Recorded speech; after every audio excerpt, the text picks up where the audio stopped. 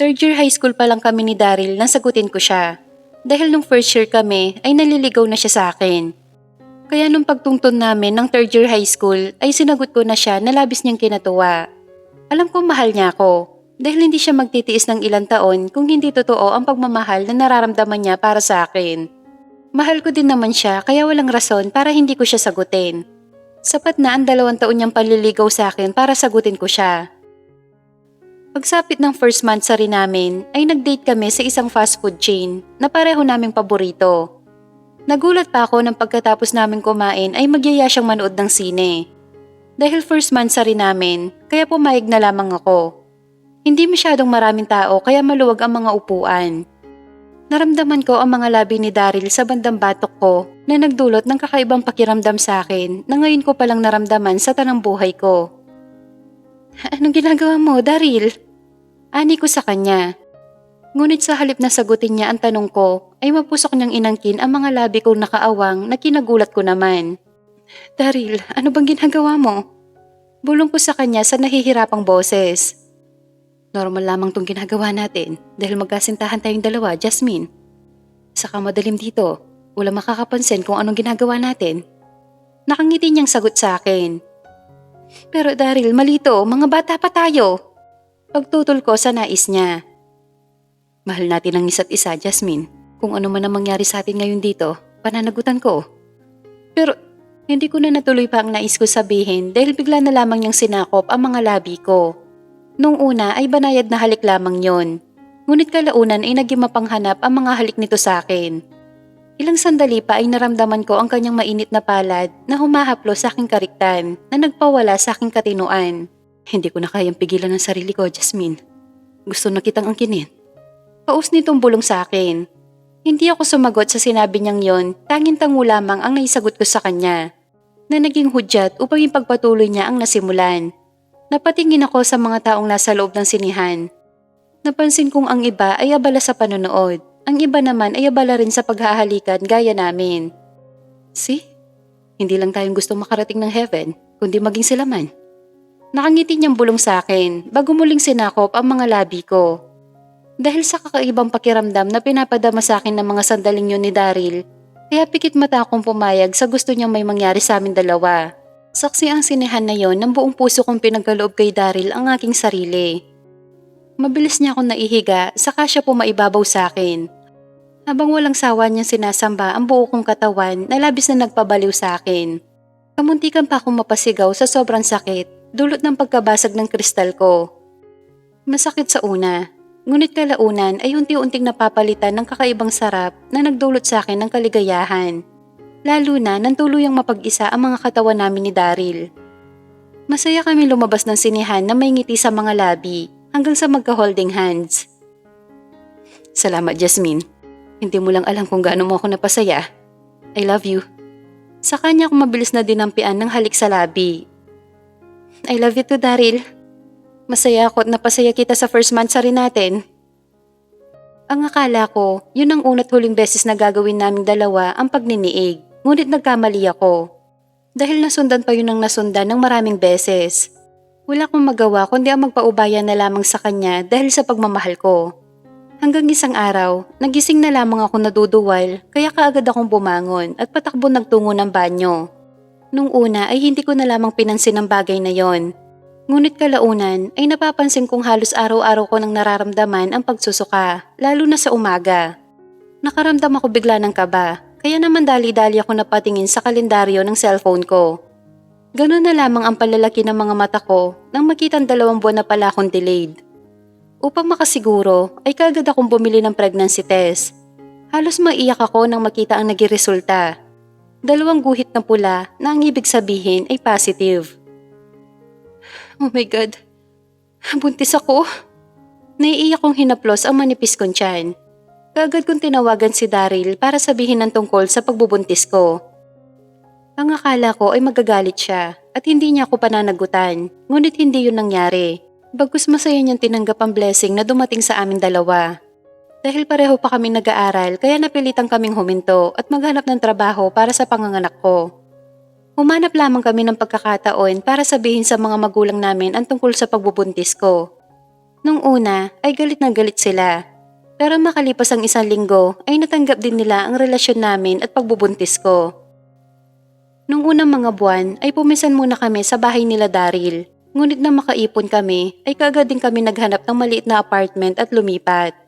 Okay naman ang takbo ng pagsasama namin dahil pareho naming mahal ang isa't isa. Magkatulong kami nagtatrabaho ni Daryl. Ngunit pagsapit ng 7 buwan ng tiyan ko ay huminto na ako sa pagtatrabaho. Dahil hindi na kaya, nahihirapan na akong gumalaw-galaw. Makalipas ang 2 buwan ay ligtas kong isinilang ang isang malusog na baby boy. Nalabis na nagpatibay ng aming pagmamahalan. 2 araw lamang ang nilagi ko sa hospital. Kaagad ako lumabas dahil kaya ko naman. At isa pa, baka lumaki ang bill namin, wala kaming sapat na pera pambayad. Sa araw ay pumapasok sa trabaho si Daryl bilang gasoline boy. Habang ako naman ay nag-aalaga kay baby Denzel. Pagsapit ng gabi ay tinutulungan ako sa pag-aalaga ni Daryl para daw makatulog ako kahit papano. Sa totoo lang, naaawa ako sa kanya. Dahil pagod na nga siya maghapon sa pagtatrabaho, tapos nagagawa pa niya akong tulungan sa pag-aalaga sa anak namin. Ayoko rin naman iasa sa inay ko ang pag-aalaga sa anak namin. Baka kung ano pa ang sabihin nito sa akin, lalo na't hindi naman talaga ito pabor sa maaga kong pag-aasawa. Hayaan mo mahal, kapag nakahanap ako ng magandang trabaho, kukuha tayo ng yaya para may katulong ka dito sa bahay at sa pag-aalaga sa anak natin. Kahit hindi na Daryl, kaya ko naman eh. Siguro ang una nating gawin ay magpatayo tayo ng sarili nating bahay. Dahil ang hirap mangupahan, ang mahal. Tapos, pabinyagan ka agad natin si baby. Sagot ko kay Daryl. At syempre, pakakasalan kita sa lahat ng simbahan dito sa Pilipinas. Gagawin kita reyna sa puso ko at sa palasyo natin, mahal. Napangiti ako kay Daryl dahil ramdam na ramdam ko talaga kung gaano niya ako kamahal at ng anak namin. Ngunit sadyang hindi nawawala ang problema at pagsubok sa buhay mag-asawa. Dahil makalipas lamang ang 2 buwan ay nagsara ang gasoline station na pinapasukan ni Daryl. Wala siya nagawa kundi ang maghanap ng panibagong trabaho. Ngunit sadyang kay ilap ng swerte sa amin dahil lahat ng applyan niya ay hindi siya qualified. Kaya naisip kong ako naman ang magtatrabaho para sa pamilya namin at siya naman ang mag-aalaga kay baby Denzel. 1 linggo din ang ginugol ko sa paghahanap ng trabaho. Hanggang sa natanggap akong kahera sa isang maliit na grocery store. Sapat lamang ang sahod ko para sa pagkain namin sa araw-araw at mga kailangan ng anak namin. Ang pinoproblema ko ay malapit na ang bayaran ng apartment na inuupahan namin. Siyempre ang kuryente at tubig. Ayoko namang maputulan kami at matulog sa kalsada. Kaya napilitan ako maghanap pa ng isang trabaho. Maswerte naman ako natanggap na waitress sa isang bar. Alam ko mahirap magtrabaho sa isang bar dahil hindi maiwasan ang mabastos ka doon. Pero wala na akong choice. Kailangan ko magtiis para sa pamilya ko para hindi kami pulutin sa kangkungan. Nung unang gabi ko pa lamang sa bar ay napansin ko kaagad ang malagkit na tingin sa akin ng boss ko, bagay na nagdulot ng kaba sa akin. Lani, ganyan ba talaga makatingin ng boss natin? Tanong ko sa kasamahan ko na kapwa waitress din. Yun nga lang, 2 taon na siya sa bar na yon. Hindi. Feeling ko, type ko ng boss natin, Jasmine. Kasi kanina ko pa napapansin na ang lagkit ng tingin niya sa'yo. Yung tingin na parang hinuhubaran ka niya. Kinikilig nitong wika sa akin. Hindi pwede dahil may asawa't anak na ako, Lani. Mahal ko ang asawa ko. Hindi ko siya ipagpapalit sa kahit sino mang lalaki. Seryoso kong sagot kay Lani. Ikaw naman? Ang sabi ko lang, type ka ng boss natin. Hindi ko sinabing ipagpalit mo kay boss ang asawa mo. Naiiling itong tumingin sa akin. Naging maganda naman ang trabaho ko sa bar. Nalabis ko namang pinagpapasalamat. Yun nga lang, sa tuwing napapatingin ako sa gawin ni Boss Herman ay nahuhuli ko lagi ito nakatingin sa akin. Ayoko mailang sa kanya kaya naman hinayaan ko na lamang. Total, wala naman siyang ginagawang masama sa akin. At isa pa, kailangan ko ng trabaho. Yun ang dahilan kaya ako nandito. Hanggang isang gabi habang naka-duty ako, kasalukuyan kong nasa restroom nang bigla na lamang bumukas at iluwa mula sa pintuan si Boss Herman. Nanlalaki pa ang mga mata ko nang dahan-dahan siya lumapit sa akin. Amoy ko kaagad na amoy alak siya. Boss Herman? Anong ginagawa niyo po dito? Pambabae po to. Nauutal kong tanong sa kanya dahil ang lakas ng kaba sa aking dibdib na mga sandaling yon. Sinundan talaga kita dito, Jasmine, para kausapin ka. Tungkol po saan? Sa labas na lamang po natin pag-usapan, sir. Kasi hindi magandang tignan kung dito po tayo mag-uusap. Natatakot ka ba sa akin? Hindi po, sir. Ayoko lang po na machismis tayo dito. Huwag ka mag-alala, Jasmine. Hindi ka naman machismis dito. Takot lang nila sa akin. Ayoko na magpaligoy-ligoy pa, Jasmine. Gusto kita. Gusto kita maangkin. Babayaran kita kahit magkano. Name your price. Diretsahan niyang wika sa akin na kinangangako. Ano akala niya sa akin? Mababang uri ng babae? Pasensya na po, pero hindi ko po binebenta ang pagkatao ko. Nandito ako para magtrabaho ng marangal. Maliban doon ay wala na. Matapang kong sagot kay boss, ngunit tinawanan lamang niya ako. Talaga, Jasmine? Sa pagkakaalam ko, ikaw lang ang nagtatrabaho. Dahil ang asawa mo'y nasa bahay lamang. Alam kong kailangan na kailangan mo ng pera. Kaya ikaw ang pili ko. Idagdag pang type kita. Walang kaabog-abog nitong sabi sa akin. Oo, tama kayo boss. Kailangan na kailangan ko nga ng pera pero sa malinis na paraan. Pasensya na po, pero hindi ko po pinagbibili ang sarili ko. Kung gusto nyo, marami dyan. Sila na lang, huwag ako. Ako man tatalikuran ko na sana siya nang harangan niya ang pintuan. Sa gulat ko, bigla niya itong nilak. Kinakabahan ako na patingin sa kanya. Ramdam ko sa mga tingin at kilos niyang yon na hindi siya gagawa ng mabuti. Huwag ka lalapit sa akin. Sigaw ko kay Boss Hernan, ngunit malalaking hakbang ang kanyang ginawa hanggang sa tuluyan siya makalapit sa akin. Mabilis niya akong hinawakan at kinayumos ng halik sa mga labi. Para itong hayok na hayok sa laman ng mga sandaling yon. Nagpupumiglas ako, ngunit sadyang malakas siya. Ano laban ko sa isang malaking lalaki? Samantalang ako ay maliit lamang na babae. Ngunit hindi ako papayag na magawa niya ako ng masama. Gagawin ko ang lahat para makatakas sa mga kamay niya. Inipon ko ang buong lakas ko, saka ko siya sinipa ng malakas sa kanyang pagkalalaki. Dahilan para mabitawan niya ako. Sinamantala ko ang pagkakataong yon. Mabilis kong binuksan ang pintuan at tumakbo palabas ng bar niya. Lakad-takbo ang ginawa ko hanggang sa makarating ako ng highway. Mabilis ako nagpara ng jeep at sumakay. Pakiramdam ko na mga sandaling yon ay hinang-hinana ako. Nagtataka pa si Daryl sa biglaan kong pag-uwi, lalo na nang mapansin niya ang itsura ko. Ano nangyari sa'yo, Jasmine? Bakit ganyan ang itsura mo? Tanong kaagad niya sa akin. Nakita ko sa gwapo niyang mukha ang labis na pag-aalala. Kinuwento ko lahat sa kanya ang buong pangyayari. Galit na galit siya kay Boss Hernan. Ako man susugurin sana ni Daryl si Boss Hernan, ngunit maagap ko siyang pinigilan. Dahil wala kaming laban sa taong yon. Baka yun pa ang ikapahamak namin. Mabuti na lamang at nakinig siya sa akin. Mula ng gabing yon, hindi na ako pumasok ng bar. Sa grocery store na lamang ako nag-focus. Isang hapon, pag uwi ko galing trabaho ay masaya akong sinalubong ni Daryl. Kita ko ang saya sa mukha niya na labis kong pinagtaka. Mukhang masaya ka ata ngayon ah. Panimula ako nang makaupo ng sofa. Oo, Jasmine. Dahil may trabaho na ako at malaki ang kita.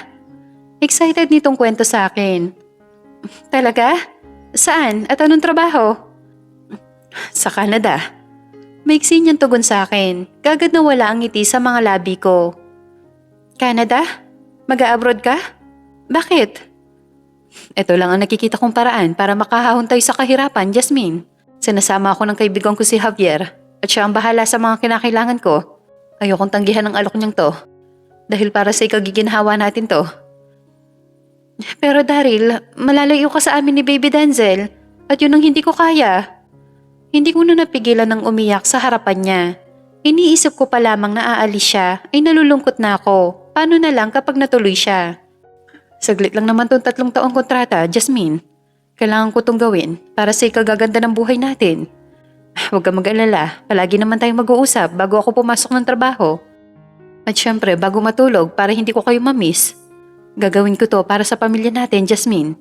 Kaya pakiusap, huwag mo na akong pigilan. Labag man sa kalooban ko ay napilitan akong payagan si Daryl na sumama sa Canada. Si Javier na ang sumagot sa lahat ng gastos ni Daryl sa pagkuha ng mga dokumento na kakailanganin nito. Makalipas ang 2 buwan ay eto na kami ngayon sa airport dahil ito na ang araw ng kanilang alis. 3 taon ang magiging kontrata doon ni Daryl. Ngunit nangako siya sa akin na pagkatapos ng 3 taon ay uuwi kaagad siya. Hindi ko mapigilan ng umiyak habang yakap-yakap si Daryl. Dahil yun ang unang beses na magkakalayo kaming dalawa.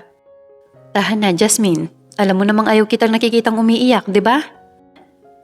Aalis ako para sa future natin. Maliban doon ay wala na. Alam ko naman yun, Daryl.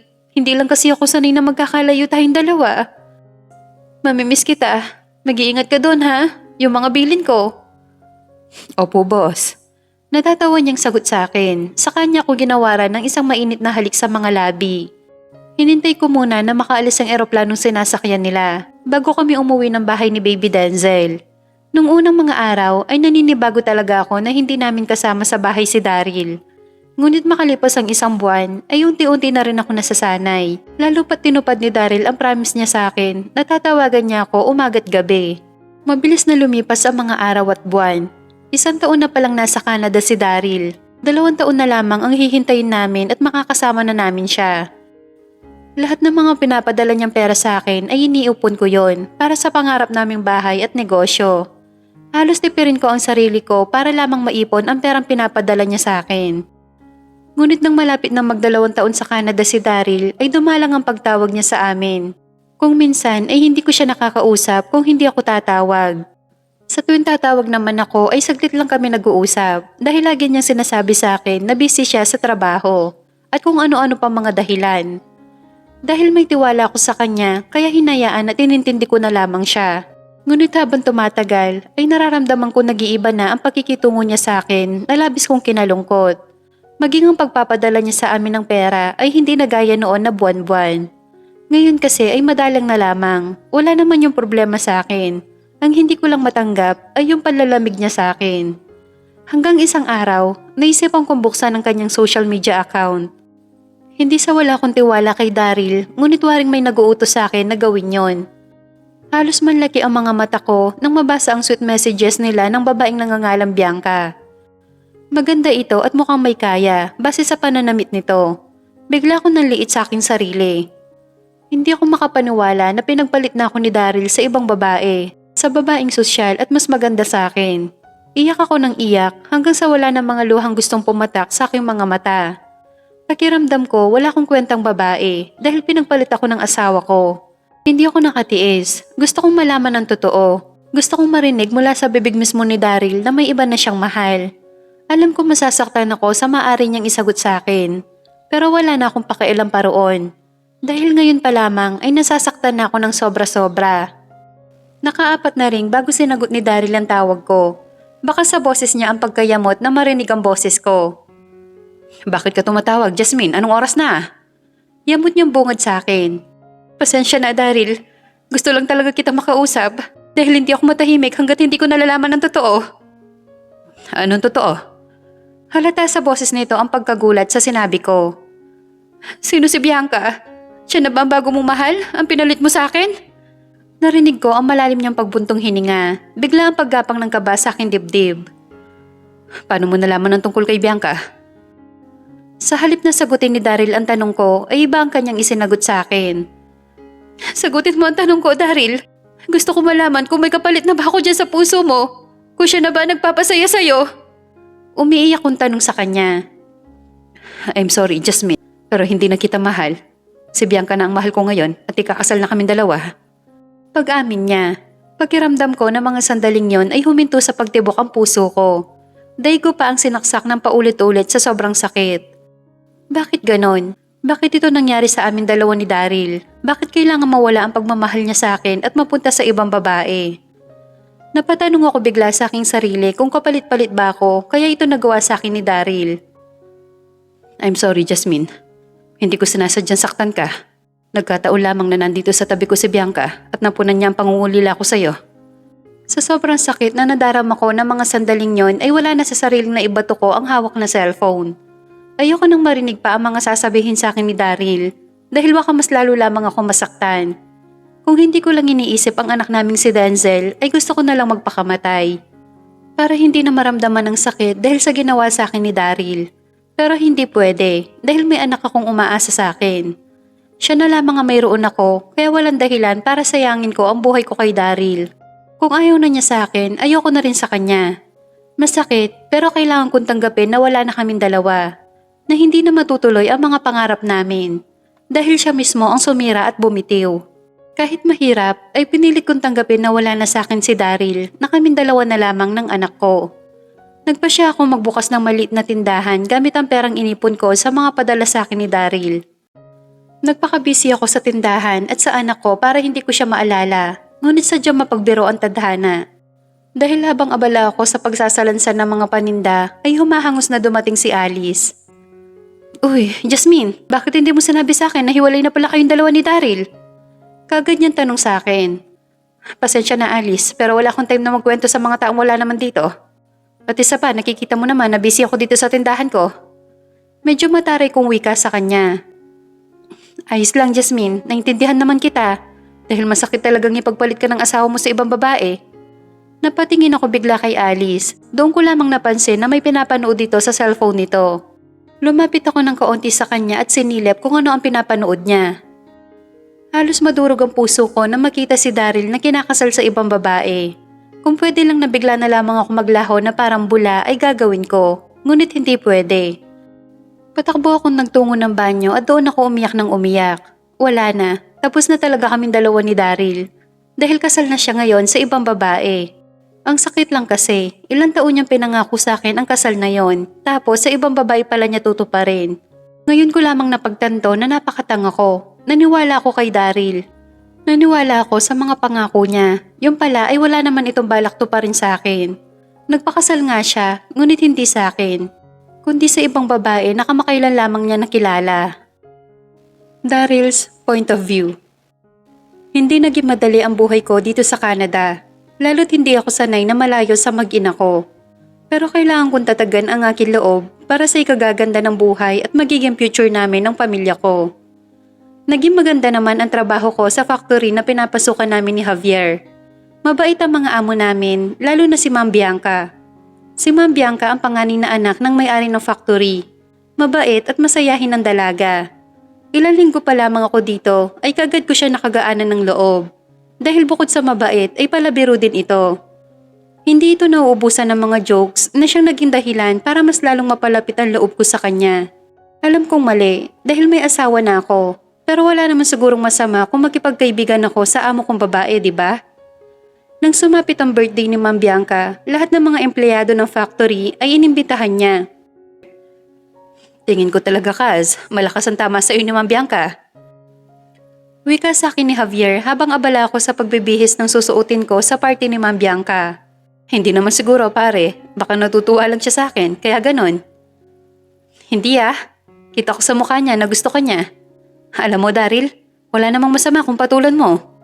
Dalaga siya, at ikaw malayo sa pamilya mo. Kailangan mo na mag-aalaga sa'yo dito, ng masasandalan, at si Ma'am Bianca yun. Ewan ko sa'yo Javier, ang dami mong sinasabi. Natatawa ko siyang tinapik sa balikat. Ayokong bigyan ng kahulugan ang pinapakitang kabaitan sa akin ni Ma'am. Na makarating kami ng hotel kung saan gaganapin ang party ay kaagad kami sinalubong ni Ma'am Bianca. Happy birthday Ma'am. Bati ko sa kanya, sabay abot ng regalo ko sa kanya. Thanks Daryl. Nagulat pa ako nang bigla na lamang siyang pumulupot na parang sawa sa braso ko. Dahil ayoko naman na mapahiya siya kaya hinayaan ko na lamang. Sa kalagitnaan ng party ay niyaya ako ni Ma'am Bianca. Ang akala ko ay lalabas kami. Yun pala ay pupunta kami sa isang kwarto. Pagkapasok namin ng kwarto niya ay kaagad niya akong hinalikan na labis kong kinagulat. Hindi naman nagtagal ang halik na yon, pero hindi dapat nangyari dahil may asawa ako. Bakit mo ko hinalikan? Saad ko sa kanya na makabawi ako sa ginawa niya. Dahil gusto ko, Daryl. Hindi mo ba nararamdaman na gusto kita? Na mahal kita? Nagulat ako sa pinagtapat niyang yon. Alam mo may asawa at anak ako. Hindi tayo pwede, Ma'am Bianca. Hindi ko masusuklian ang pagmamahal mo sa akin. Diretsahan kong sagot sa kanya para hindi na siya umasa sa akin. Mahal ko ang mag-ina ko at hindi ako gagawa ng isang bagay na pagsisisihan ko sa bandang huli. I don't care. Hindi pa kayo kasal, Daryl. So isa lang ang ibig sabihin. Pwede pa maging tayo. I'm sorry, Ma'am Bianca. Ngunit mahal ko ang asawa ko. Hindi ko siya magagawa lokohin o ipagpalit sa kahit sino man. Pagkasabi ko ng mga katagang yon ay naglakad na ako palabas ng pintuan. Ngunit biglang humarang si Ma'am Bianca sa hamba ng pinto. Nagulat na lamang ako nang bigla niya akong halikan ulit sa mga labi. Nung una ay pinilit kong labanan ng tukso. Ngunit lalaki lamang ako na may pangangailangan at nandito si Ma'am Bianca para punan yon. Wala na akong sinayang na sandali. Kaagad kong tinugon ang mga halik ni Bianca. Mapusok at puno ng pananabik. Dahil sa epekto ng alak, kaya tuluyan akong nakalimot at pansamantala akong nakalimutan si Jasmine. Ang isang gabing pagkakamali ay nasundan pa ng nasundan. Hanggang isang araw, nagising na lamang ako na mahal ko na si Bianca. Dahil doon, bihira ko na lamang tawagan ng mag-ina ko. Dahil na kay Bianca na ang focus ko at buong oras ko. Naging masaya ang relasyon namin ni Bianca. Pakiramdam ko ay muli ako nabuo. Pagsapit ng unang anniversary namin ni Bianca ay kagad ko siya niyaya na magpakasal. Labis ang tuwa ko nang pumayag siya sa proposal ko. Ngunit tama nga ang kasabihan na walang lihim ang nananatiling lihim. Dahil natuklasan ni Jasmine ang paluloko ko sa kanya. Alam ko labis ko siya nasaktan, pero wala na akong magagawa pa para itama ang lahat. Mahal ko na si Bianca at hindi ko kayang mawala siya sa akin.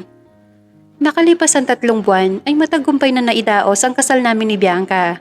Walang araw na hindi niya sa akin pinaparamdam kung gaano niya ako kamahal. Kaya naman naisip kong tama ang naging desisyon ko, ang piliin siya kaysa kay Jasmine. Ilang buwan lamang simula nang kinasal kami ni Bianca at nalaman naming nagdadalang tao na siya. Walang pagsidlan ang kaligayahang nadarama namin na mag-asawa dahil sa wakas magkakaanak na kami. Ngunit sa kasamaang palad ay nalaglag ang anak namin. Dahil mahina ang kapit nito, dahil sa nangyari ay labis itong dinamdam ni Bianca. Ang dating masiyahing Bianca ay naging malungkutin. Gusto nito na palaging nasa kwarto lamang at nagkukulong. Ayaw nito lumabas. Kung hindi ko pa ito susubuan ay hindi pa ito kakain. Ang laki ng pinayat nito. Alam ko nalulungkot siya sa nangyari sa anak namin. Yun din ang nararamdaman ko. Ngunit pinipilit ko maging matapang dahil kasama ko pa siya. Kumain ka na, mahal. Kailangan mo lumaban para sa akin. Kailangan mo labanan ng kalungkutan na bumabalot sa'yo dahil nandito pa ako at hindi kita iiwan. Lahat na nangyari ay may dahilan. Marahil hindi para sa atin si baby kaya kinuha siya sa atin ng Panginoon. Hindi niya ako sinagot, bagkus tinignan lamang niya ako sa mga mata. Maya-maya ng kaunti ay nakita ko ang mga luha nagbabadyang pumatak sa kanyang mga mata. Mabilis ko siya niyakap at tinapik-tapik sa balikat. Kinabukasan, nagulat pa ako nang pagising ko ay wala na sa tabi ko si Bianca. Nagmamadali akong bumangon at bumaba, ngunit mabangong breakfast ang naamoy ko na nagmumula sa kusina. Naglakad ako patungong kusina. Napangiti ako nang makita si Bianca na busy sa pagluluto. Maingat ko siya nilapitan saka niyakap na mahigpit. Good morning, mahal. Bati ko sa kanya. Good morning to, mahal. Maupo ka na dyan, malapit na tong maluto para makakain na tayo. Nakangiti niyang wika sa akin. Thanks, mahal, at napagtanto mong tama ako. Salamat dahil nakita ko ulit ang mga ngiting yan sa'yo. Ako dapat ang magpasalamat sa'yo, Daryl, dahil binuksan mo ang isipan ko. Tama ka, may dahilan kaya nawala sa atin ang anak natin. Kaya hindi yun sapat na dahilan para magpakalunod ako sa kalungkutan dahil nandito ka pa para sa akin. Mahal na mahal kita, Daryl. Ikaw ang dahilan kaya gusto kong maging masaya ulit. Sa labis kong tuwa ay mabilis ko siyang siniil ng halik sa mga labi. At ang simpleng halik na yon ay nauwi sa mainit na pagtatalik. Simula ng araw na yon ay bumalik na kami ni Bianca sa masayang pagsasama. Pagkalipas ng ilang buwan ay masaya niyang binalita sa akin na buntis na ulit siya. Walang pagsidlan ang saya naming mag-asawa. Nawala man ang una naming anak, ngunit ito may kapalit kaagad na binigay sa amin. Ang akala ko ay wala ng problemang darating sa buhay naming mag-asawa, ngunit mali ako. Dahil isang tawag ang natanggap ko galing sa Pilipinas sa ina ni Jasmine. Sino to? Kaagad kong tanong sa tumawag sa akin dahil anong number ang nakalagay doon. Si Inay Rose mo to. Kung minahal mo nga talaga si Jasmine, ay uuwi ka dito para alagaan siya. Umiiyak nitong wika sa akin. Bigla ang pag-ahon ng kaba sa aking dibdib. Bakit po? Ano po nangyari kay Jasmine? Nag-aalala kong tanong sa inay nito. Matagal na siyang tinakasan ng katinuan.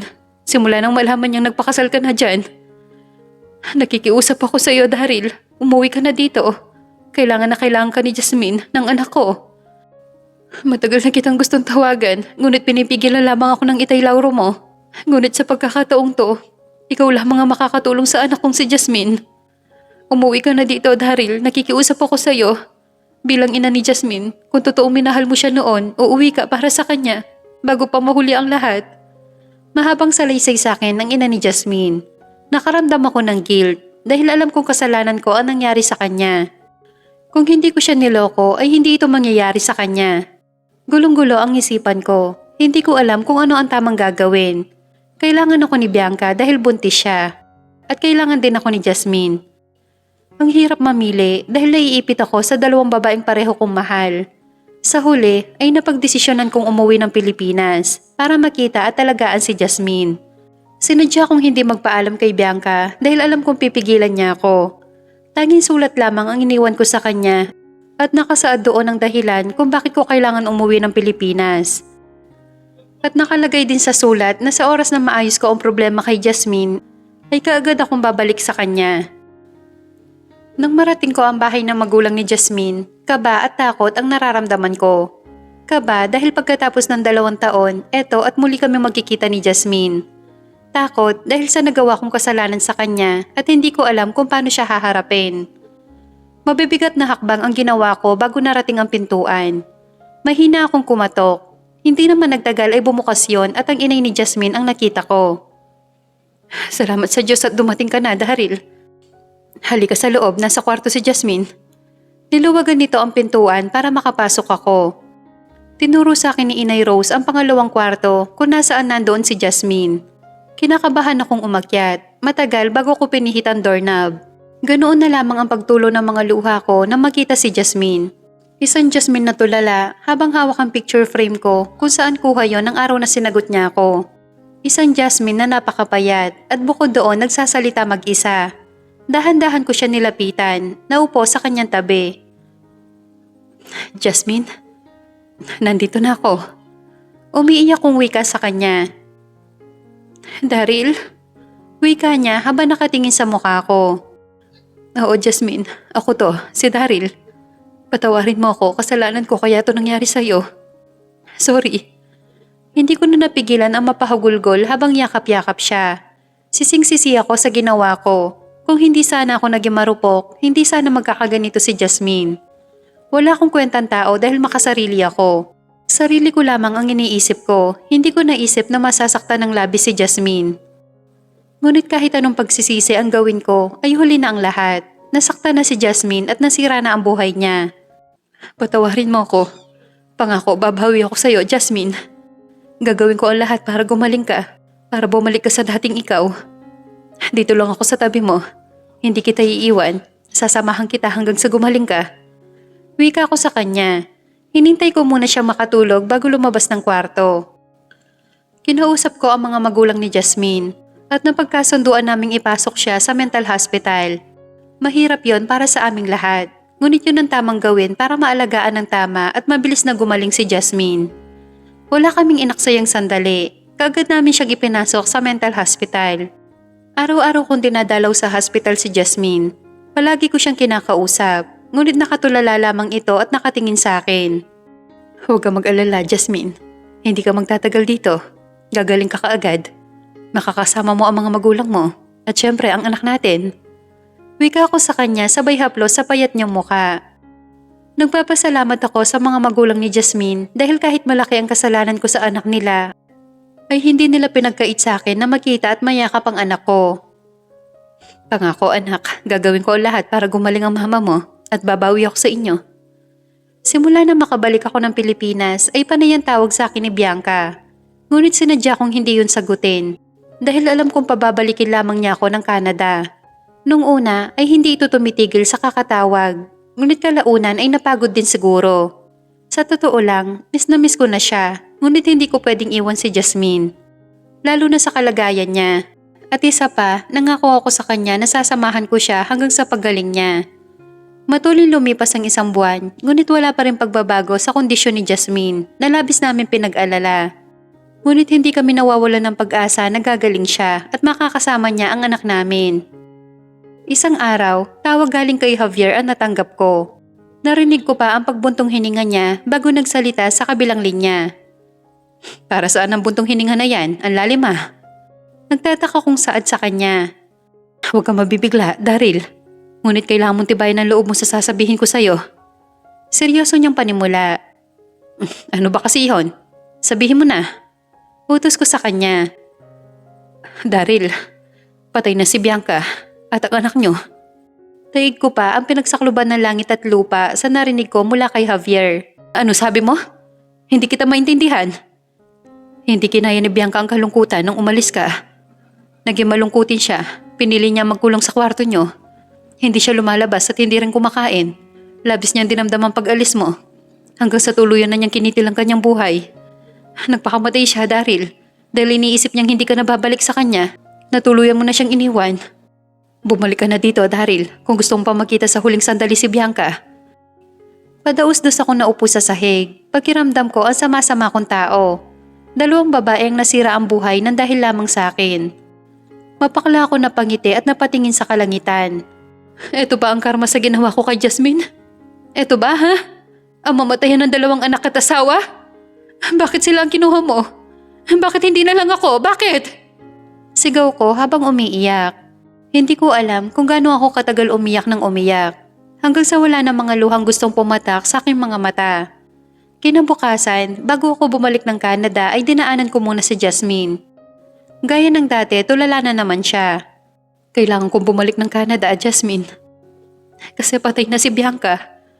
Gusto ko siya makita sa huling sandali niya dito sa mundo. Patawarin mo ako kung iiwan kita ulit, ha? Pangako, pagkalibing ni Bianca, babalik din ako dito. Tutuparin ko ang pangako sa'yo na aalagaan kita.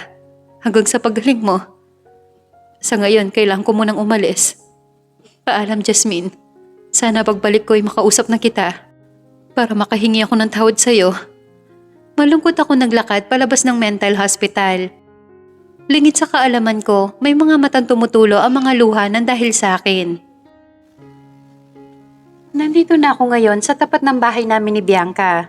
Ngunit hindi ko magawang pumasok sa loob. Hindi ko kaya makitang wala ng buhay si Bianca at ang anak namin na parehong iniwan na ako. Sising-sisi ako sa mga nangyari. Nang dahil sa akin namatay si Bianca at nang dahil sa akin nabaliw si Jasmine. Si Jasmine na wala nang ginawa kundi ang mahalin ako. Ngunit hindi ko yun pinahalagahan dahil natukso ako.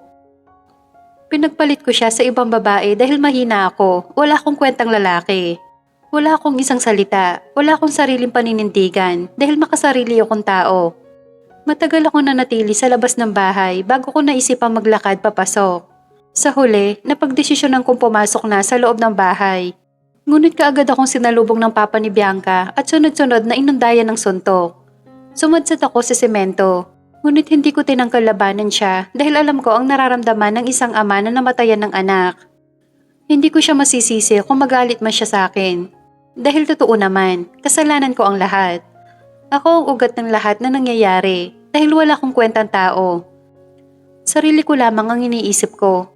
Hindi ko naisip na may mga tao akong masasaktan. Ngunit magsisiman ako ay huli na ang lahat. Wala na si Bianca at ang anak namin. Nabaliw na si Jasmine nang dahil sa katangahan ko. Masakit man, ngunit hindi ko nakita ang asawa ko. Tanging abo na lamang niya ang naabutan ko. Sa halos 2 taon namin pagsasama ay wala siyang ibang pinakita at pinaramdam sa akin kundi pagmamahal. Pagmamahal na hindi ko alam kung nasuklian ko nga ba. Mabuting asawa si Bianca, bakit kailangan niyang mawala ng dahil lamang sa akin? Bakit? Wala akong ibang ginawa kundi ang umiyak ng umiyak. Gusto ko nang sumuko at sumunod na lamang sa kanila. Ngunit naalala ko may isa pa akong anak na kailangan ako at si Jasmine na naghihintay sa pagbabalik ko. Masakit man, ngunit kailangan ko nang tanggapin na wala na si Bianca, na hanggang dito na lamang kami. Habang pinagluluksa ko si Bianca, ay tawag galing kay Inay Rose ang akin natanggap. Kinakabahan ako sa naririnig kong pag-iyak ni Inay Rose sa kabilang linya. Anong problema, Inay? Bakit kayo umiiyak? Nag-aalala kong tanong kay Inay. Dahil kahit ako man ay nakaramdam na rin ng kaba. Daryl, si Jasmine. Sampit nito sa pangalan ni Jasmine na nagpakaba sa akin. Ano pong tungkol kay Jasmine? Magaling na po ba siya? Inahanap niya ba ako? Tanong ko kay Inay Rose kahit walang kasiguraduhan kung tama ba ang mga sinabi ko. Nasunog ang hospital kagabi na kinaroroonan ni Jasmine. At isa sa mga katawan ni Jasmine ang hindi pa natatagpuan. Marami mga namatay, halos hindi na makilala dahil sunog-sunog na ang mga katawan nila. Daryl, ayokong isipin na kasama si Jasmine sa mga namatay. Hindi pwedeng mamatay ang anak ko. Hindi ako makapagsalita ng mga sandaling yon. Kakamatay lamang ni Bianca at ng anak namin. Bakit ngayon si Jasmine naman? Siguro nga, ito ang parusa ng langit sa akin. Dahil sa mga kasalanan ko sa mga maling desisyon ko sa buhay. Ngunit bakit sila? Bakit hindi na lang ako? Tutal, ako naman ang may kasalanan. Nanghihina ako na paupo sa semento. Pagod na ako. Gusto ko nang sumuko. Gulong-gulo ang isipan ko. Hindi ko alam kung ano ang uunahin. Kung magluluksa muna ako o uuwi ng Pilipinas para hanapin ang katawan ni Jasmine. Sa huli, napagdesisyonan kong ipagluksa muna kahit 1 linggo si Bianca bago umuwi ng Pilipinas at sumabak sa matinding hamon ng buhay. Pinagdarasal ko na lamang na ligtas at buhay pa si Jasmine. Nilibot ko ng tingin ang kabuuan ng aming bahay ni Bianca bago malungkot na bumuntong hininga. Hinding-hindi kita makakalimutan, Bianca. Salamat sa pagmamahal, sa pag-aalaga at pag-aasikaso mo sa akin. Mananatili ka dito sa puso ko. Pagkarating ko ng Pilipinas ay kaagad akong dumiretso ng bahay nila Jasmine. Malungkot si Inay Rose. Nang makita niya ako, kaagad niya akong niyakap habang umiiyak. Mabuti nandito ka na, Daryl. Ang akala ko'y tuluyan mo nang hahayaan si Jasmine. Umiiyak nito Wika. Pasensya na po kayo kung ngayon lamang ako nakauwi. Kinailangan ko pa kasing ipagluksa si Bianca bago ko umuwi dito. Salamat, Daryl, pero huli na ang lahat. Dahil iniwan na tayo ni Jasmine. Wika nito habang umiiyak. Kinakabahan ako na patingin kay Inay Rose. Anong ibig niyo sabihin na iniwan na tayo ni Jasmine? Natagpuan na ang katawan niya, Daryl. Ngunit halos hindi na makilala dahil sunog na. Kung ganon, bakit niyo nasabi na si Jasmine yon kung sunog na ang katawan niya? Dahil sa picture frame mo, na palagi niyang yakap-yakap. Masakit man, Daryl, ngunit wala na ang anak ko, wala na si Jasmine, iniwanan niya tayo. Mas lalong lumakas ang pag-iyak ni Inay Rose na nagpahina sa akin. Namalayan ko na lamang na tumutulo na rin ang mga luha ko habang nakatingin sa litrato ni Jasmine na nakangiti. Pakiramdam ko, wala nang silbi ang buhay ko dahil wala na sila. Ngunit nang marinig ko ang boses ni Denzel, nagising ako bigla. May silbi pa pala ang buhay ko dahil kailangan pa ako ng anak ko. Dahil siya ang magandang alaala na iniwan sa akin ni Jasmine. Siya ang bunga ng pagmamahalan namin na sinira ko lamang dahil sa karupukan ko. Niyakap ko na mahigpit ang anak kong si Denzel habang umiiyak sa harapan ng larawan ni Jasmine. Pinangako ko sa kanya na hindi ko papabayaan ang anak namin. Namamahalin ko siya hanggang sa huling hininga ng buhay ko. Wala akong sinayang na sandali. Nang hapon din yon ay pumunta ako ng morgue para makita si Jasmine. Nanginginig pa ang mga kamay kong tinanggal ang puting kumot na nakatakip sa katawan niya. Tama nga si Inay Rose. Sunog na sunog ang katawan nito maging ang muka. Umiiyak ko siya niyakap na mahigpit. Patawarin mo ako, Jasmine. Kung naging marupok ako. Kung hindi ko natupad ang mga pangako ko sa'yo. Pero huwag kang mag-alala. Gusto ko bago ka umalis ay may isa man lamang ako matupad sa mga pinangako ko sa'yo. Anong sabi mo? Pakakasalan mo si Jasmine? Napatayo bigla sa kinaupuan ang itay lauro ni Jasmine sa sinabi ko. Oho, Tay. Kahit yung man lamang ang may bigay ko sa kanya. Kalokohan. Paano mo pakakasalan ng taong patay na? Pakasalan mo man siya o hindi, ay hindi rin naman niya malalaman at mararamdaman dahil patay na ang anak namin. Kasalanan mo ang lahat ng to, Daryl. Kung hindi mo sana niloko si Jasmine, hindi siya mababaliw at hindi siya mapupunta sa mental hospital na yon. Galit na sabi sa akin ni Itay Lauro. Hindi ko naman siya masisisi. Dahil tama lahat ang mga sinabi niya patungkol sa akin. Kasalanan ko ang lahat. Kung may babalik ko nga lang ang oras, ay itatama ko ang lahat ng mga kamalian ko sa buhay. Ngunit huli na ang lahat dahil kahit umiyak man ako ng dugo ay hindi ko maibabalikan lahat.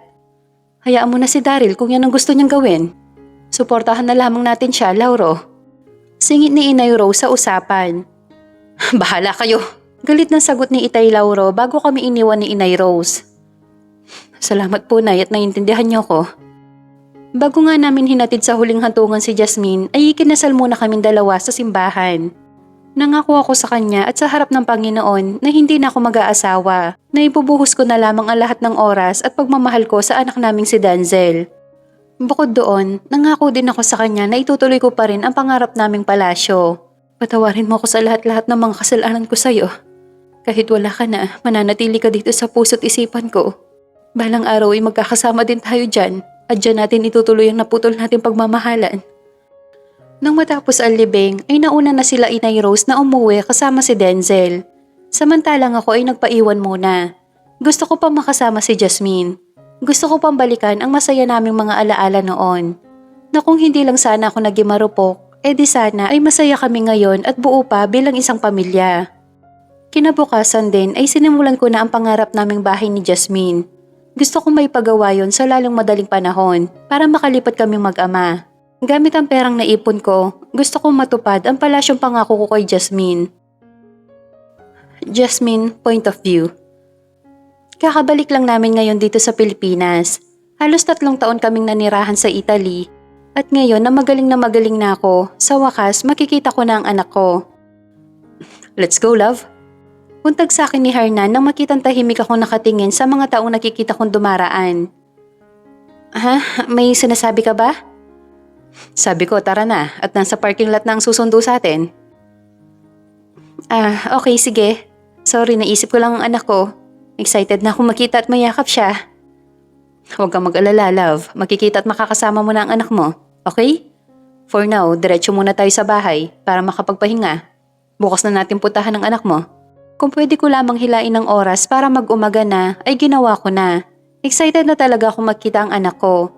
3 taon ako nangulila sa kanya. Ni balita ay wala ako. Bilang isang ina ay sabik na akong makita at mayakap siya. Tahimik lamang ako habang nasa biyahe kami. Nalingunin ko si Hernan ay nakapikit ang mga mata nito. Ngayon na nagbalik na ako, isa lang ang gusto ko, ang makita at makasama ang anak ko. Wala na akong pakialam pa kay Daryl. Total, may Bianca na naman siya. Masakit lang dahil humantong kami sa sitwasyon na to. Kung hindi lang sana ito naging marupok, ay baka buo pa rin ang pamilya namin hanggang ngayon. Akala ko noon ay tanggap ko na ang lahat. Ngunit na makita kong kinakasal sa ibang babae si Daryl, pakiramdam ko gumuho ang mundo ko. Nawalan ako ng ganang mabuhay, pati anak ko ay napabayaan ko na. Hanggang sa tuluyan akong takasan ng katinuan. Kahit wala ako sa tamang katinuan noon, ay alam kong bumalik si Daryl. Dahil naririnig ko ang malambing niyang boses. Ngunit kung kailan unti-unti nang bumubuti ang kalagayan ko, ay sa kanya ulit ako iniwan. Sa pangalawang pagkakataon ay inuna na naman niya si Bianca. Kaysa sa akin na una niyang minahal at ina ng anak niya. Iyak ako ng iyak pero kahit anong gawin kong pag-iyak ay hindi mawala-wala ang sakit na nararamdaman ko. Hanggang sa nilapitan ako ng isang baliw na babae at sa pilitan niyang inagaw sa akin ang frame ni Daryl. Ayoko yun ibigay sa babaeng baliw dahil mahalaga sa akin ang frame na yon. Yun ang unang larawan sa akin ni Daryl, kuha yon nang sinagot ko siya. Ang saya-saya niya noon kasi sa wakas sinagot ko na siya. Sabi pa nga niya noon sa akin, daig pa niya ang nanalo sa loto. Bakit ba ayaw mong ibigay sa akin ang larawan na yan? Sigaw sa akin ng babaeng baliw, sabay turo sa hawak kong picture frame. Dahil akin to. Sa akin to. Narinig mo? Sa akin to. Balik na sigaw ko sa kanya. Sa gulat ko ay may nilabas ito mula sa likuran niya. Nanlalaki ang mata ko nang makitang lighter ito. Basta na lamang niyang sinindihan ng lighter at inihagis sa akin. Sa panik ko, nabitawan ko ang picture frame ni Daryl. Yun ang sinamantala ng babaeng baliw. Mabilis niya itong kinuha at tumakbo palabas ng kwarto. Iyak ako ng iyak noon dahil lumalaki na ang apoy at nanghihina na rin ako. Wala naman ako malabasan para makatakas dahil sinara ng babaeng baliw ang pintuan. Ngunit bago ako tuluyang nawala ng malay ay narinig ko ang pagbukas ng pinto. Sa nanlalabo kong mga mata ay nakita ko ang lalaking palapit sa akin. Walang iba kundi si Hernan. Si Hernan na dating boss ko sa bar na kamuntikan akong gahasahin. Nang magising ako, nasa hospital na ako at mukha ni Hernan ang nasilayan ko. Huwag kang matakot sa akin, Jasmine. Alam ko hindi magandang huli nating pagkikita at humihingi ako ng tawad sa nangyari. Lasing lamang ako noon, saka gusto talaga kita eh. Pero huwag mo nang isipin pa yon. Nandito ako hindi bilang kaaway mo, kundi kaibigan. Tutulungan kitang gumaling, ipapagamot kita sa ibang bansa. Naputol ang pagbabalik tanaw ko nang maramdaman ng pagsandal sa balikat ko si Hernan. Ni sa panaginip, hindi ko naisip na ang taong gusto kong gawan ng masama ang tutulong sa akin sa oras ng panganib. Makalipas ang isang oras ay narating namin ang bahay ni Hernan sa Makati. Isang mansyon at sagana sa kagamitan na nagpapatunay kung gaano karangya ang buhay ng isang Hernan de Chavez.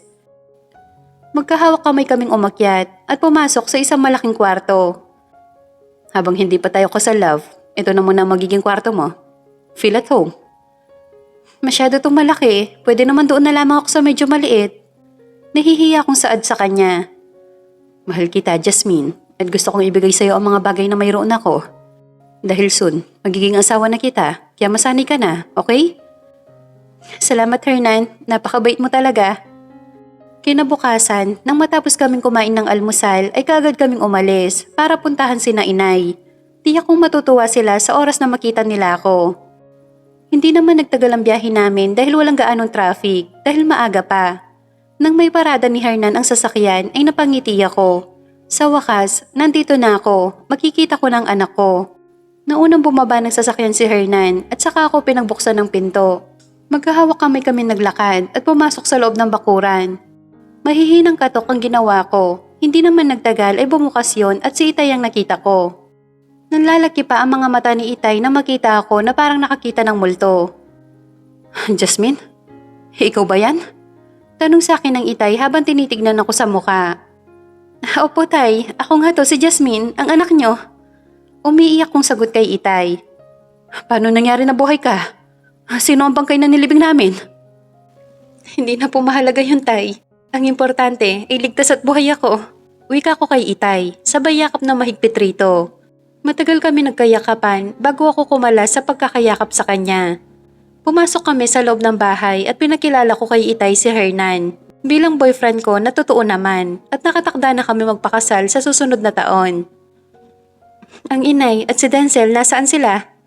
Maya-maya ay tanong ko kay Itay dahil hindi ko nakikita sina inay. Wala dito ang inay mo, dinalaw si Denzel sa bahay nila.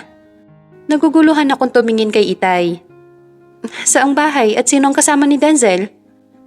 Si Daryl anak, magkasama sila ni Denzel, may sarili na kayong bahay. Kwento sa akin ni Itay. Nakaramdam ako ng galit sa aking puso dahil ang kapal na mukha ni Daryl na kunin ng anak ko at titira kasama ng bago nitong asawa. Hindi ako papayag na mapunta sa pangangalaga ni Daryl ang anak namin. Kukunin ko siya dahil sa akin lang siya dapat sumama. Saan nakatira si Daryl, Itay? Huwag ka nang pumunta doon, anak. Dito ka na lang, hintayin mo na lang ang inay mo. Pagpigil sa akin ni Itay. Ngunit buo na ang desisyon ko. Panahon na para magharap kaming dalawa ni Daryl. Please, Tay, ituro mo sa akin kung saan sila nakatira. Gusto ko na makita ang anak ko. Pagsusumamo ko, sa huli ay napapayag ko din ang Itay. Sinamahan niya kami sa bahay ni Daryl. Hindi naman ganun kalayo mula sa bahay namin ang bahay ni Daryl. Dahil wala pang 20 minutes ay nakarating na kami sa isang malaking bahay na may mataas na gate.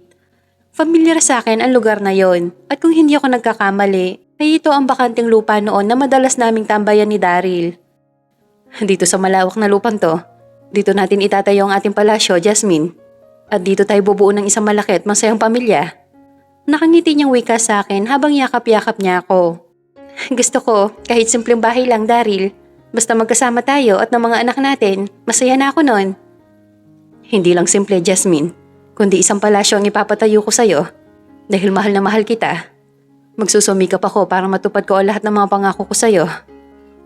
Mahal na mahal din kita, Daryl. Napailing pa ako na maalala ang mga pangakong yon sa akin ni Daryl na hindi naman natupad.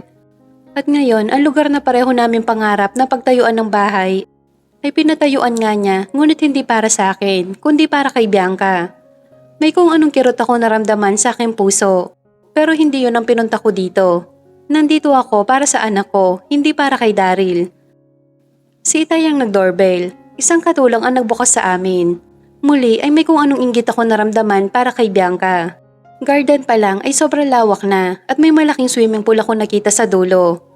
Pagkapasok pa lamang namin ng sala, ay nakita ko kaagad ang inay na masayang nakikipaglaro sa batang lalaki na walang iba kundi ang anak ko.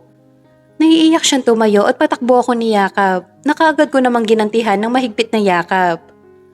Salamat sa Diyos at buhay ka, Jasmine. Salamat dahil ibinalik ka sa amin ng Panginoon.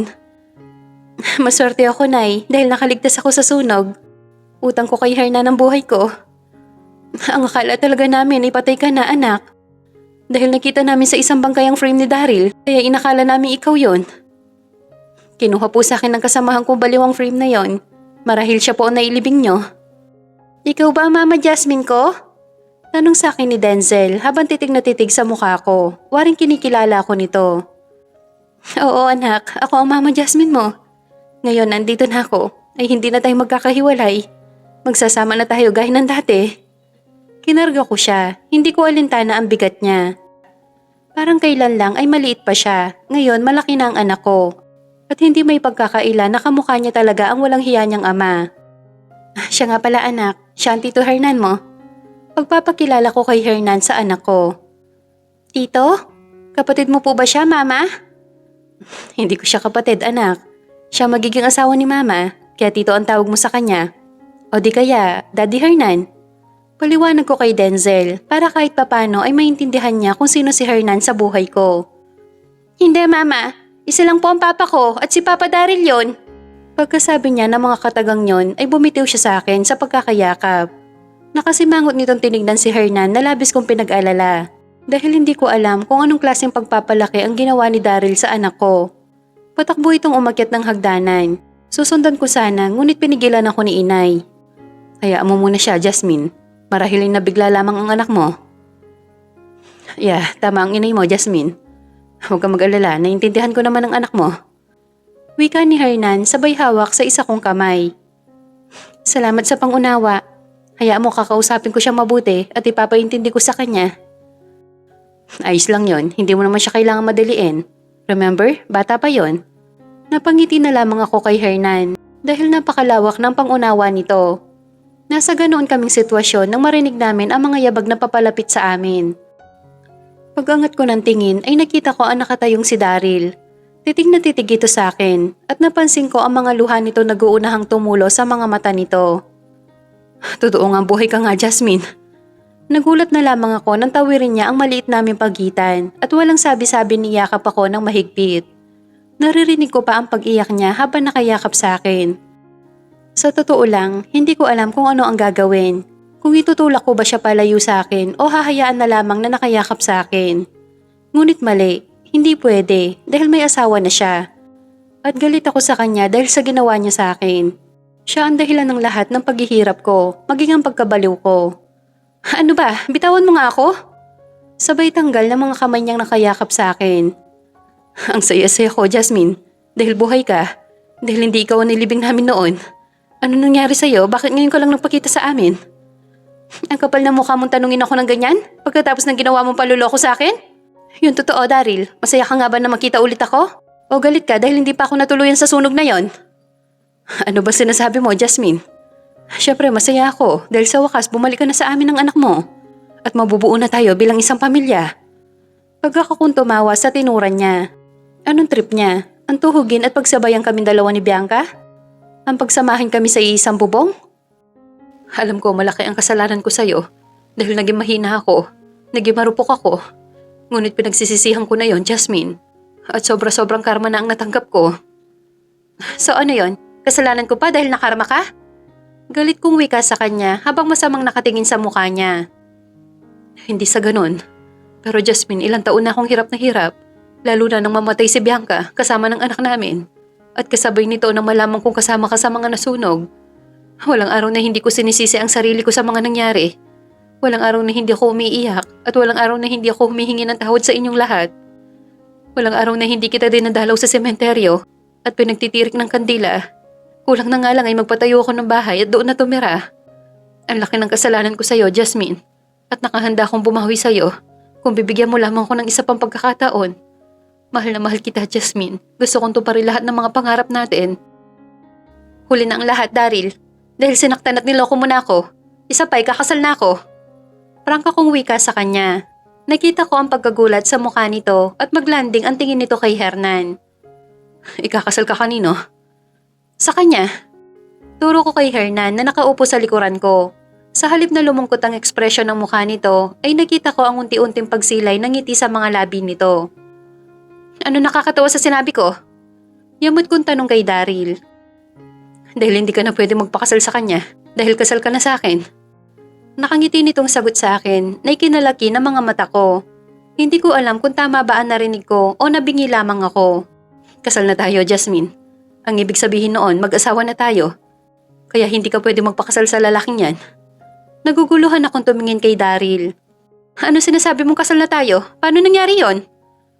Totoo ang sinasabi ni Daryl, anak. Kasal na kayo at mag-asawa na kayo. Singit ni inay sa pag-uusap namin ni Daryl. Paano nga po nangyari yon? Wala akong maalala na kinasal kami dalawa. Pinakasalan ni Daryl ang bangkay na akala namin ay ikaw. Pagpapatuloy ni inay. Ang hirap paniwalaan ng sinasabi ni Daryl. Ngunit nang si inay na ang nagsabi ay wala akong choice kundi ang maniwala. Hindi ko lang sukat akalain na magawang pakasalan ni Daryl ang isang bangkay at sunog na sunog pa. Hindi ko alam kung ano bang mararamdaman kung matutuwa ba ako o matatawa dahil baliw lang ang taong magpapakasal sa isang patay. Ipagpalagay natin na kinasal nga tayo, pero hindi sapat na dahilan yon para patawarin kita, Daryl. Dahil ang laki ng kasalanan mo sa akin. Nandito ako hindi para sa'yo kundi para sa anak ko. Kukunin ko na siya sa'yo dahil sa atin dalawa ako ang higit na may karapatan na mag-alaga sa kanya. Hindi ako papayag, Jasmine.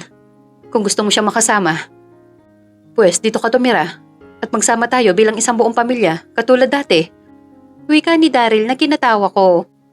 Naririnig mo ba ang sinasabi mo, ha, Daryl? Kilabutan ka nga.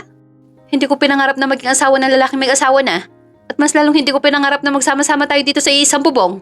Ano yon, MWF ni Bianca? Hindi kasali si Bianca dito dahil patay na siya, Jasmine. Sa labis kong galit sa kanya ay nasampal ko siya na mag-asawang sampal. Hindi na siya ang dating Daryl na minahal ko noon dahil ang Daryl na kaharap ko ngayon ay isang lalaking makasarili na sarili lamang niya ang iniisip. Isang Daryl na walang pakialam sa mararamdaman ng mga taong sinasabi niyang mahal niya. Tunay ngang ang laki ng pinagbago niya. Ang kapal na mukha mo? Anong akala mo sa sarili mo? Ginto para hindi ka pakawalan? Nagkakamali ka, Daryl. Dahil kahit anong gawin mo ay hindi na maibabalik ang lahat at higit sa lahat ang tiwala ko sa'yo dahil sinira mo na yon. Mahal kita, Jasmine. Mahal na mahal kita. Pakiusap, bigyan mo pa ako ng isa pang pagkakataon. Pangako, babawi ako sa'yo. Huli na ang lahat, Daryl, dahil sinaktan mo na ako. At higit sa lahat, hindi na kita mahal. Si Hernan na ang mahal ko ngayon at alam ko sa kanya ako sasaya. Iyon ang huling katagang sinabi ko kay Daryl bago ako patakbo lumabas ng bahay nila. Kaagad naman akong sinundan ni Hernan at niyakap.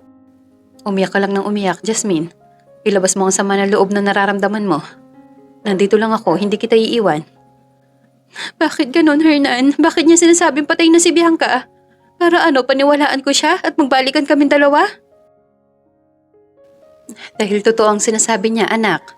3 taon nang patay si Bianca. Halos magkasabay lang kayo. Ngunit mabait ang Diyos dahil binalikan niya sa amin.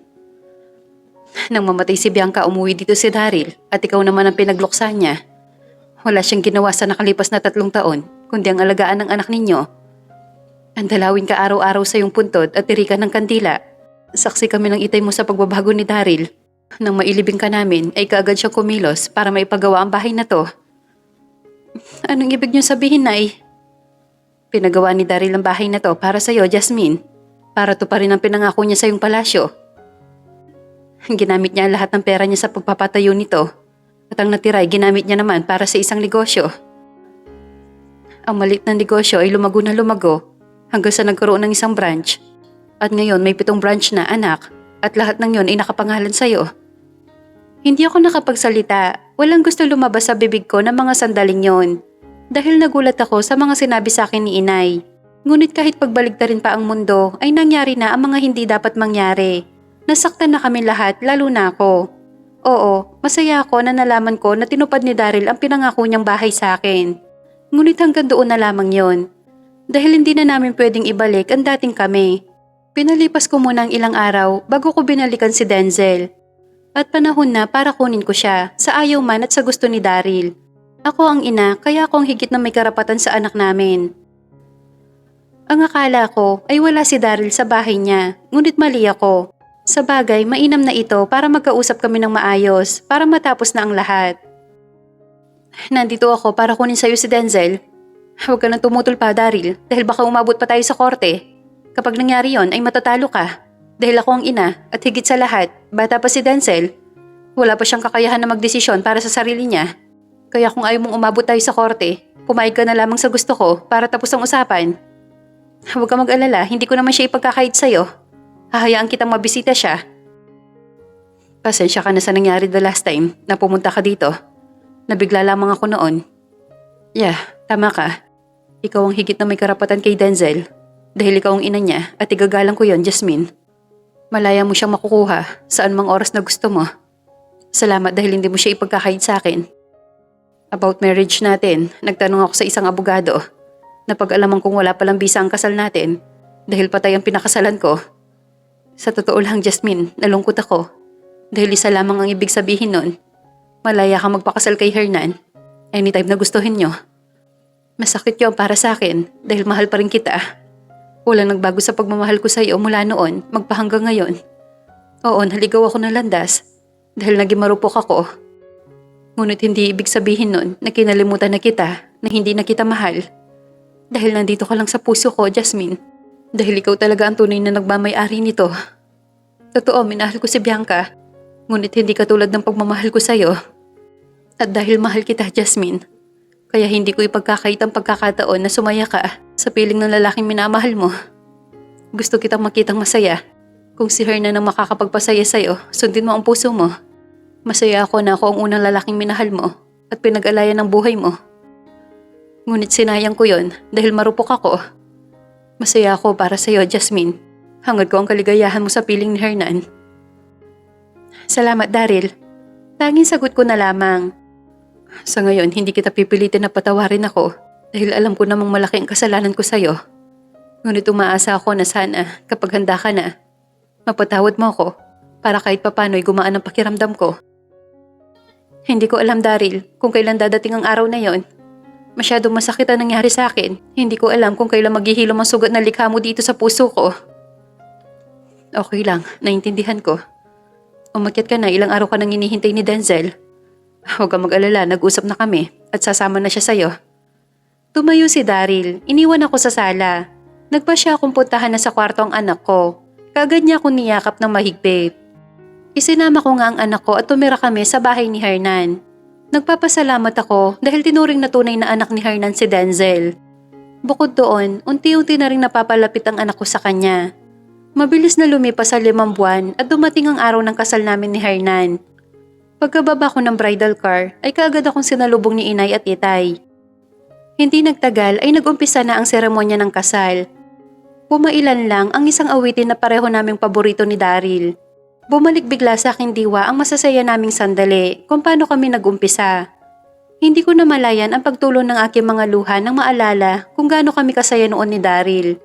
Kung paano kami nangarap at nangako na magmamahalan kami habang kami ay nabubuhay. Matagal ako nakatayo habang tahimik na umiiyak. Nag-aalalang nilapitan ako ni inay. Bakit, Jasmine? Bakit ka umiiyak?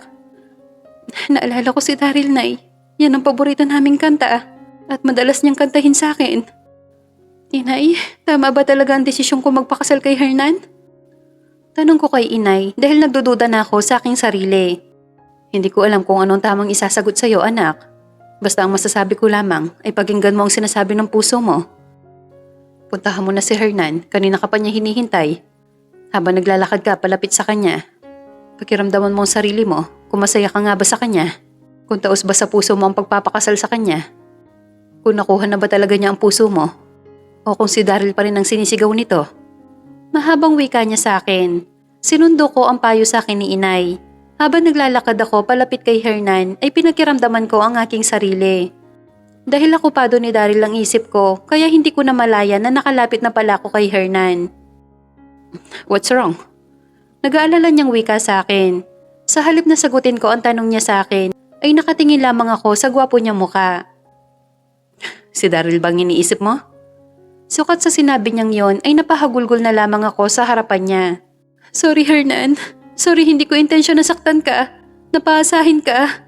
Ngunit ano magagawa ko kung si Daryl pa rin ang tinitubok nitong puso ko? Wika ko sa kanya habang umiiyak. Shh, don't cry. I understand. Naintindihan kita, Jasmine. Kung mahal mo pa si Daryl, sundin mo ang puso mo. Paano ka? Huwag mo akong alalahanin. Kaya ko ang sarili ko. Oo, masakit. Ngunit mas masakit kung ipagpipilitan ko sa'yo ang sarili ko. Salamat, Hernan. Napakabuti mong tao. Sorry, dahil hindi ko man lang nasuklian ang pagmamahal mo sa akin. Naniwala ka man sa hindi, sinubukan naman kita mahalin. Ngunit wala eh, hindi maaalis dito sa puso ko si Daryl. Okay lang yon, Jasmine. Naintindihan ko. Sige na, puntahan mo na siya. Panahon na para sumaya ka. At siya lang ang lalaking makakapagpasaya sa'yo. Maraming salamat, Hernan. Isa kang tunay na kaibigan. Sana mahanap mo ang babaeng para sa'yo. Ang babaeng kayang suklian ng pagmamahal mo at ang babaeng kaya kang panindigan. Sana nga, Jasmine. O siya, sige na, puntahan mo na siya. Pagtataboy niya sa akin. Niyakap ko muna siya bago nakangiti nagpaalam kila inay. Patakbo ako lumabas ng simbahan at nagtungo ng parking lot.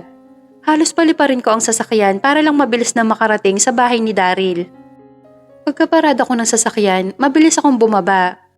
Halos takbuhin ko ang bahay niya. Daryl? Daryl? Tawag ko sa pangalan niya, ngunit walang sumasagot sa akin. Isang katulong ang lumapit sa akin at nakangiti niya akong hinarap. Si sir po ba ang hinahanap niyo, ma'am? Oo, nasan siya? Gusto ko siya makausap. Naku ma'am, kakaalis lang po ni sir. Saan siya nagpunta? Kinakabahan kong tanong sa katulong. May business trip po sa Amerika si sir at matatagalan po siya doon. Halos malaglag ang balikat ko sa sinabing yun ng katulong. Pasalampak akong naupo sa sahig. Ma'am, kung aalis po kayo ngayon dito, ay baka abutan niyo pa po sa airport si Sir Daryl. Dahil sa sinabi ng katulong ay nabuhayan ako ng loob. Nakangiti akong tumayo at nagpasalamat sa kanya bago lumabas ng bahay. Mabuti na lamang at walang gaanong traffic kaya mabilis ako nakarating ng airport. Papasok na sana ako sa loob nang harangin ako ng guard. Pasensya naman, bawal po kayo sa loob. Wika niya sa akin. Please kuya guard, papasukin niyo na ako sa loob. Kailangan ko maabutan ng taong mahal ko. Promise, sandali lang po ako doon. Basta payagan lamang ninyo ako. Pakiusap ko sa guard, ngunit hindi siya pumayag kahit anong pakiusap ang gawin ko. Laglag ang balikat ko naglakad pabalik ng parking lot. Umiiyak akong sumandal sa sasakyan. Puno ng panghihinayang ang aking puso. Malungkot akong umuwi ng bahay at inimpake ang mga gamit ni Denzel. Babalik na kami sa bahay ng mga magulang ko. Nakakahiya naman kay Hernan kung dito pa kami mag-i-stay. Nang matapos ako sa pagliligpit, tinawagan ko si inay na sa bahay na lamang kami magkita-kita dahil paalis na rin ako. Palabas na ako ng gate na may kotseng humarang sa daraanan ko at kilala ko ang kotseng yon, kay Daryl yon. Hinintay ko makababa ang driver nito. Halos lumundag ang puso ko na makita si Daryl. Naglakad siya palapit sa kotse ko at kinatok ako na kaagad ko naman pinagbuksan ng pintuan. Thanks God, naabutan kita dito, Jasmine. Kaagad niyang wika. Teka, bakit ka nandito? Ang akala ko'y nakaalis ka na dahil may business trip ka, di ba? Oo, pero hindi ako tumuloy. Hindi ako pwedeng umalis na hindi nakakapagpaalam sa'yo. Galing ako ng simbahan, nalaman kong hindi natuloy ang kasal ninyo. Kinausap ako ni Hernan at dito niya ako pinapunta dahil nandito ka daw. Napakasaya ko, Jasmine, dahil hindi natuloy ang kasal ninyo na ang ibig sabihin ay pwede tayong magkaroon ng second chance. Daryl, mahina akong sambit sa pangalan niya. Mahal na mahal pa rin kita, Jasmine. Sana bigyan mo ba ako ng second chance? Pangako, hindi na mauulit ang mga nangyari noon. Hindi na ako matutokso at mas lalong hindi na ako magiging marupok. Hindi na ako aalis sa tabi mo dahil natupad na ang mga pangarap natin at ikaw na lamang ang kulang sa palasyo natin. Alam kong nawala ang tiwala mo sa akin at hindi kita masisisi dahil ako ang may gawa nun. Ngunit hayaan mo sana akong ipakita at iparamdam sa iyo ang pagmamahal ko. Kung hindi ka pa handa, nakahanda akong maghintay kahit gaano pa katagal yan. Oo, mahal pa rin kita, Daryl. Ni minsan hindi ka nawala dito sa puso ko. Ngunit hindi mo maiaalis sa akin na matakot na baka gawin mo ulit ang ginawa mo nun sa akin. Magkaiba ang sinasabi ng isip at puso ko. Hindi ko alam kung ano o kung sino ang susundin ko. Ang isip ko ba o ang puso ko? Okay lang, Jasmine. Hindi naman ako nagmamadali. Bibigyan kita ng sapat na panahon para makapag-isip kang mabuti. Kung ano man ang maging desisyon mo, ay igagalang ko yon at tatanggapin ng maluwag sa aking dibdib. At habang nag-iisip ka, pwede ba makipagkaibigan sa'yo? Napangiti ako sa sinabing yun ni Daryl. Natutuwa ako dahil naiintindihan niya ako. Inabot niya sa akin ang isa niyang kamay na pinagtaka ko. Hi, I'm Daryl. And you are? Nakangiti siya sa akin para kami mga tanga na bumalik sa umpisa. Jasmine. Nakangiti kong sagot sa kanya. Napakagandang pangalan, bagay sa'yo. Naging magkaibigan nga kami ni Daryl. Binuhos niya ang lahat ng kanyang oras sa mga negosyo niya at sa anak namin. Tuwing weekend ay lumalabas kami para mamasyal. Sa tuwing lalabas kami ay hindi niya nakakalimutan ang paborito kong bulaklak. Kahit na ganun ang setup namin ni Daryl ay masaya kami. Pakiramdam ko nga bumalik kami sa pagkabata at ligawan stage. Isang araw, pinuntahan ako ni Hernan para magpaalam sa akin dahil babalik na siya ng Italy. Babalik ka na ng Italy? Kailan ang alis mo? Mamayang hapon na ang flight ko, kaya dumaan muna ako dito bago umalis. Gusto kitang magkita sa huling pagkakataon, Jasmine. Masaya ako na nakasama kita ng ilang taon na naging parte ka ng buhay ko. Sayang nga lang at hindi ako ang laman ng puso mo. Pero okay lang, naintindihan ko naman yon. Ang mahalaga sa akin ay makita kang masaya at si Daryl lamang ang kaya magpasaya sa'yo ng ganito. Salamat din sa lahat-lahat, Hernan. Masaya ako na nakilala kita at utang ko sa iyo ang buhay ko. Kung hindi ka nung pumasok sa kwarto na kinaroroonan ko, ay baka wala na ako sa kinauupuan ko ngayon. Habang buhay ko yung tatanawin na utang na loob sa'yo, sana mahanap mo na ang babaeng magmamahal sa'yo. Dahil gusto kong makita ka maging masaya. Maging masaya ka lang, Jasmine. Masaya na rin ako. So paano, aalis na ako? Hanggang sa muli natin pagkikita. Paalam, Jasmine. Paalam, Hernan. Sa huling pagkakataon ay niyakap ko si Hernan. At dasal ko na sana sa muli naming pagkikita ay masaya na rin siya kasama ng babaeng mahal niya. Mabilis na lumipas sa mga araw, buwan at taon.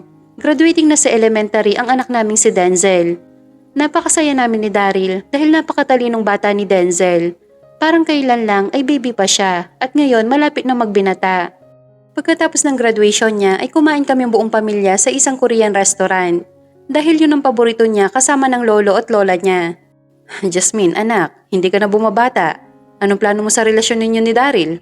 Hanggang magkaibigan na lang ba kayo? Masaya kami ni Daryl, inay. Yun ang mahalaga. Alam kong pareho niyong mahal ang isa't isa. Ano pa bang pumipigil sa'yo, Jasmine, para hindi buuin ang pamilya mo? Hindi pa ba sapat ang ilang taong nakalipas para patunayan sa'yo ni Daryl na ikaw ang mahal niya, na nagbago na siya? Natahimik ako bigla sa tinura ng inay. Kung sa bagay, may point naman siya. Kung mahal mo pa si Daryl, baka panahon na para bigyan mo siya ng second chance. At isa pa, para madagdagan na din si Denzel. Namula ako bigla sa sinabing yun ni inay. Napatingin ako sa gawin ng mag-ama ko. Ang saya-saya nila habang kinukuhanan ng mga larawan. Oh, bakit ang tahimik mo? May problema ba? Untag sa akin ni Daryl, hindi ko na malaya nakatabi ko na pala siya sa upuan. Wala naman, may iniisip lang ako. Maiksi kong sagot sa kanya. Pwede ba magtanong sa'yo, Daryl? Sure, ano yon? Wala ka pa bang balak na mag-asawa? Siyempre, mayroon. Kaya lang, hindi ka pa naman ready eh. Bakit ako ang hinihintay mo? Siyempre, dahil ikaw ang mahal ko. At saka diba sinabi ko naman sa'yo, nahihintayin kita hanggang sa maging handa ka na? Hanggang sa mapatawad mo ako at pagkatiwalaan ulit? At bigyan ng second chance? Hindi ka ba naiinip sa kakahintay sa akin? Ilang taong ka na din na naghihintay sa akin. Paano kung wala ka palang maaasahan sa akin? Kung sakali man nawala, Jasmine, okay lang, tatanggapin ko yon. Nang mahalaga, magkaibigan tayo. At okay tayo, masaya na ako kung anong mayroon sa atin ngayon. Basta palagi mo lang tatandaan na mahal kita. Maghihintay ako sa'yo kahit gaano pa katagal. Okay? Salamat sa pangunawa, Daryl. Palabas na kami mag-anak na restaurant na makasalubong namin ang isang tao na ilang taon na rin na wala akong balita. Hernan? Sambit ko sa pangalan niya. Oh, Jasmine, long time no see. Masaya niya akong niyakap. Napatingin ako sa kasama niyang babae na sa tingin ko ay buntis. Siya nga pala, Jasmine, si Erica, asawa ko. Pagpapakilala niya sa akin sa babae. Nakangiti ko nilahad kay Erica ang kamay ko na kaagad naman niyang tinanggap. Masaya ako, Hernan, na natagpuan mo na ang babaeng para sa'yo. Dahil katulad mo rin siya, Jasmine. Ha? Katulad ko? Bakit? Dahil katulad mo rin siya. Nakilala ko siya sa isang mental hospital sa Italy. Ewan, mukha na sa mga nababalo na babae ang true love ko. Sabay pa kami natawa ni Erica sa sinabing yun ni Hernan. Katulad ko pala si Erica na sa mental hospital rin niya nakilala. Tinulungan at tinalagaan. Ang pinagkaiba lang namin ni Erica ay natutunan niyang mahalin si Hernan at ngayon malapit na silang maging magulang. Kinukuha nila akong ninang sa anak nila na hindi ko naman tinanggihan. Masaya ako para kay Hernan dahil deserve niyang maging masaya at mahalin ng totoo dahil mabuti siyang tao. Sa mga sumunod na araw ay tuloy pa rin ang buhay naming tatlo. Kasama ko si Denzel habang si Daryl naman ay nakatira sa bahay niya. Pagsapit ng weekend ay namamasyal kaming mag-anak. Araw ng linggo, maghapon kaming namasyal, magdidilim na makauwi kami ng bahay. Nagkape muna kami ni Daryl bago nagpa siyang umuwi, ngunit pinigilan ko siya. Uuwi ka na ba? Oo medyo madilim na rin kasi. Ilang taon ka na rin naghihintay sa akin, Daryl. Panahon na para bigyan kita ng pangalawang pagkakataon. Mahal kita, Daryl, at gusto kong buuin na ang pamilya natin. Sapat na ang ilang taong paghihintay mo sa akin dahil napatunayan ko na kaya mo nga akong hintayin kahit gaano pa katagal. Talaga, Jasmine? Pinapabalik mo na ako sa buhay mo? Oo, kung okay lang sa'yo. Nakangiti kong sagot sa kanya. Okay na okay, hindi mo lang alam kung gaano mo ako napasaya, Jasmine. Salamat. Pangako hindi ka naiiyak at hindi ka na masasaktan sa piling ko. Dapat lang, dahil kapag nangyari yon, wala nang Hernan na magliligtas sa akin dahil may asawa na siya. Biro ko kay Daryl na kinatawa naman niya. Hindi mo na kailangan ng Hernan, Jasmine. Dahil matino na ako. Natuto na ako sa mga pinagdaanan natin. Nagulat na lamang ako nang lumuhod siya bigla sa harapan ko. Mula sa suot nitong pantalon ay nilabas nito ang isang maliit na box. Naluluha akong tumingin kay Daryl dahil alam ko kung ano ang ginagawa niya. Miss Jasmine Rosales, pwede mo ba akong pakasalan? Yes, Daryl, handa na akong pakasalan ka. Mabilis niyang binuksan ang box. Kinuha mula roon ang isang silver na singsing at sinuot sa akin. Pagkatapos ay tumayo siya at binuhat niya ako habang yakap-yakap. I love you, Jasmine. Salamat at pinagkatiwalaan mo ulit ako. Mahal rin kita, Daryl. Deserve mo ang second chance dahil pinakita mo sa akin na nagbago ka na. Mabilis niyang inangkin ang mga labi ko na kaagad ko naman tinugon ng isang mainit na halik. Makalipas ang 3 buwan ay dinao sa aming palasyo ang aming kasal. Ang saya-saya ko dahil sa wakas natupad na rin ang pangarap ko maikasal sa lalaking pinakamamahal ko. Dumating sa kasal namin ang mag-asawang Hernan at Erica, kasama ng anak nila. Masasabi kong kahit gaano pa karami ang pagsubok na dumating sa buhay namin, ay kaya naming malampasan basta manalig lamang kami sa Panginoon. Kung nagkamali man ang isang tao, huwag matakot na magtiwala muli at bigyan ng panibagong pagkakataon. Dahil hindi mo malalaman na nagbago na ang isang tao kung hindi mo susubukan at pagkatiwalaang muli. Sa ngayon, masaya na kami nagsasama ni Daryl kasama ng 2 naming anak. Wala na akong mahihiling pa dahil tinupad ni Daryl ang kanyang pangako sa akin na ako lang ang babaeng kanyang mamahalin.